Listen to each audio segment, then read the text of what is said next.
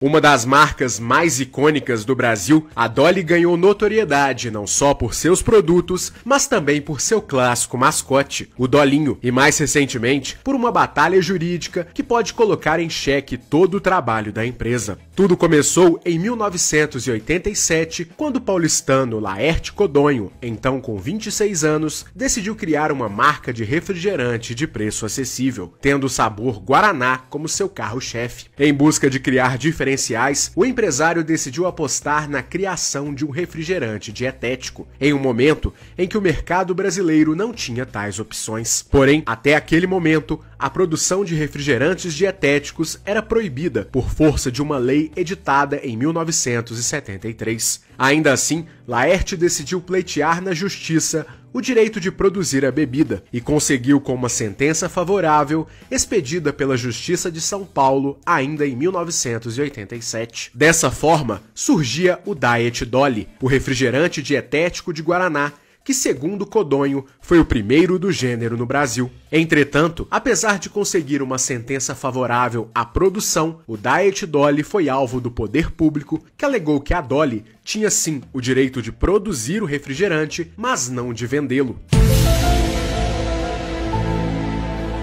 o que embargou as vendas da bebida, que só voltou ao mercado depois de uma nova batalha jurídica que autorizou sua venda. Nos anos seguintes, o Guaraná Dolly se tornou um sucesso no estado de São Paulo, e a empresa incorporou sua linha de produtos com outros sabores como limão, cola, laranja e uva. Famosas pelo preço acessível, as bebidas da Dolly começaram a impactar o mercado paulista e, segundo Codonho, foram determinantes para que a Coca-Cola Company e outras fabricantes abaixassem os seus preços para impedir o crescimento da marca. Em um cenário de grande competição, a marca se consolidou e traçou uma estratégia para conquistar o mercado nacional através de propagandas e comerciais em redes de TV aberta. Com pouco orçamento, a marca conseguiu espaço em uma emissora que estava começando a despontar no início dos anos 2000 e que havia substituído o canal da extinta TV Manchete, a Rede TV. Ainda assim, o orçamento enxuto não permitia que a Dolly tivesse grandes gastos na produção dos comerciais, e foi nesse momento que a criatividade de Laerte Codonho aflorou. Diante do sucesso do programa Teletubbies, o empresário decidiu criar uma mascote para promover a Dolly, e ele mesmo desenhou e idealizou o personagem. Surgia assim o Dolinho, um ícone da propaganda nacional. Oi pessoal, eu sou o Dolinho, seu amiguinho, vamos cantar? A estreia do personagem se deu em uma ação visando o público infantil, que contava com os próprios filhos de Codonho na propaganda. E todas as ações e falas do Dolinho eram inicialmente coordenadas pelo próprio empresário. Em conjunto, a empresa também apostava em jingles repetitivos que ajudavam a popularizar a ideia de sabor brasileiro, apostando também no espírito patriótico dos consumidores.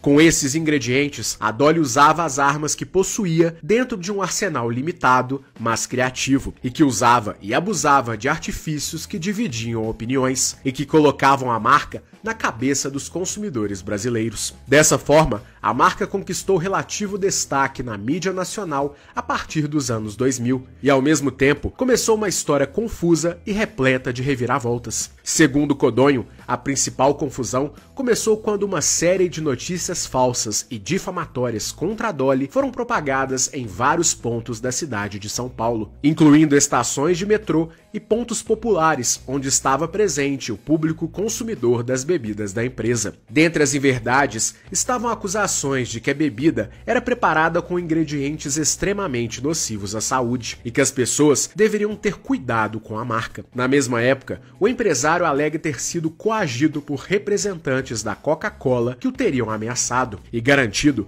que a Dolly seria extinta do mercado. Em sua defesa, o empresário publicou um vídeo caseiro de uma conversa entre ele e um então executivo da FEMSA, a empresa responsável pela comercialização da Coca-Cola no Brasil. Na gravação feita pelo próprio empreendedor, é dito que a gigante não medirá esforços para eliminar a concorrência, e a partir dali, supostamente, estaria lançada uma guerra entre a Dolly e os representantes da gigante americana.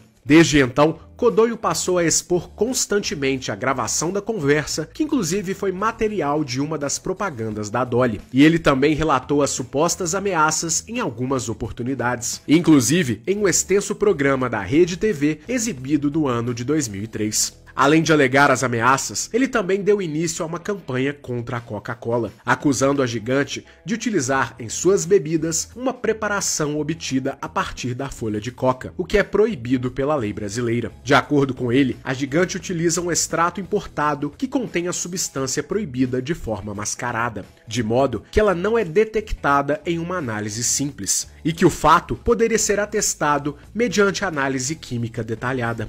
Apesar disso, tais informações nunca foram publicamente demonstradas e foram imediatamente desmentidas pela Coca-Cola. Em paralelo, ele também acusou a gigante de concorrência desleal e de supostamente ter problemas com o fisco brasileiro. De todo modo, a animosidade entre Coca-Cola e Dolly ficou em silêncio pelos anos seguintes, e a Dolly continuou crescendo, tornando também o Dolinho extremamente popular, principalmente nas redes sociais. O crescimento foi tão expressivo que, segundo a consultoria AC Nielsen, em 2015, a Dolly já detinha 10% do mercado nacional de refrigerantes, mesmo sendo vendida apenas na região sudeste. E tal fato era possível graças ao impressionante market share de 30% na Grande São Paulo. E no ano de 2016, a marca alcançou seu auge ao contar com mais de 2.000 funcionários e 4 fábricas. Porém, foi a partir daí que começou o inferno astral da empresa. Primeiro, a Dolly foi acusada de comandar um sofisticado esquema de sonegação fiscal que poderia chegar a mais de 4 bilhões de reais em tributos não pagos, tanto na esfera federal quanto estadual, e os valores seriam devidos desde 1990. Além disso, pela acusação, o dono da fabricante também estaria envolvido em um esquema de ocultação de patrimônio, lavagem de dinheiro, sonegação e formação de quadrilha. Junto da acusação, a empresa também foi alvo de operações da Polícia Federal. Nesse meio tempo, Laerte Codonho alegou que havia sido vítima de um golpe de seu próprio contador, Rogério Rauti, dono da RD Assessoria Contábil, que, segundo ele, havia falsificado documentos e guias fiscais em um esquema que desviou mais de 100 milhões de reais da Dolly direto para o bolso do contador. Pela fraude, a Dolly pagava as guias falsas, acreditando estar pagando para o fisco, quando, na verdade, o dinheiro ia para as contas do próprio Rauti. O fato foi endossado e assumido pelo sócio minoritário da RD, Esaú Domingues, que tinha apenas 1% de participação na empresa e, mesmo assim, fez um acordo de delação premiada em que revelou o esquema e devolveu parte do dinheiro desviado. Já Rogério Rauti está sendo processado e amplamente investigado pela Polícia Civil desde então. Em outra ponta, a Dolly celebrou acordo para quitar as dívidas de ICMS que ficaram pendentes na situação e que totalizaram mais de 33 milhões de reais. Contudo, o suposto golpe não foi suficiente para convencer os procuradores responsáveis pelo caso, que em maio de 2018 conseguiram na justiça o bloqueio das contas da empresa, o sequestro dos bens de Codonho, a quebra de seu sigilo fiscal e até mesmo a prisão do empresário. Na ocasião, Laerte teve sua prisão filmada e chamou a atenção do país com uma folha de papel escrita com batom que dizia que ele estava sendo preso pela Coca-Cola. Ele ficou 8 dias preso até ter a prisão suspensa. No mês seguinte, com o bloqueio, a Dolly pediu recuperação judicial e teve que fechar uma de suas fábricas, demitindo 1.000 funcionários. Respondendo em liberdade, Codonho também foi acusado de ser proprietário da empresa Lumia Capital Industries, uma empresa sediada no estado de Nevada, nos Estados Unidos, e que havia feito uma operação de compra e venda de um imóvel no interior de São Paulo, avaliado em mais de R$1 milhão, o que supostamente seria uma prova de ocultação patrimonial.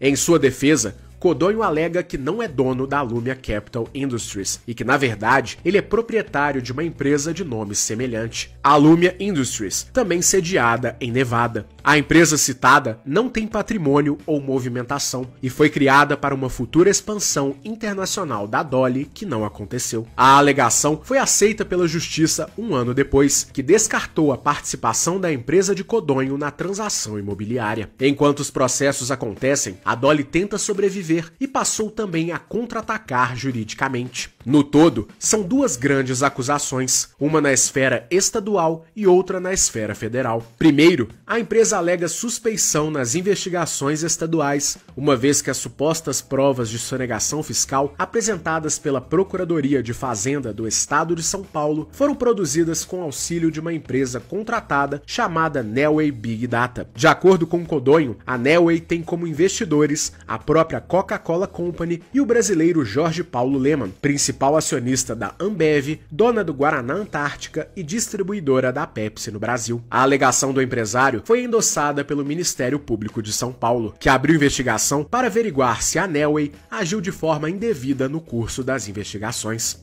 Enquanto isso, a Dolly conseguiu desbloquear parte das contas, mas mesmo assim tem dificuldades de honrar seus compromissos presentes. E de forma surpreendente, na esfera federal, a Dolly conseguiu virar o jogo. Inicialmente, havia a denúncia de que a empresa devia mais de 1,7 bilhão de reais para a União. Mas, graças a uma sentença na primeira vara federal de São Bernardo do Campo e uma tutela de urgência na 14ª Vara Federal de Brasília, a justiça reconheceu que, na verdade, a Dolly não é devedora dos tributos, e sim é credora da União por razão do direito de uso de créditos decorrentes do IPI, já que a empresa utiliza concentrado de Guaraná advindo da Zona Franca de Manaus. E de acordo com as decisões, o valor do crédito é de mais de 200 milhões de reais. Com a vitória, provisoriamente, a Dolly tenta continuar e Laerte Codonho também se movimenta para responsabilizar os procuradores estaduais por suposto abuso de autoridade, em um processo em que ele pleiteia também indenização por danos morais. Mas novas acusações apareceram,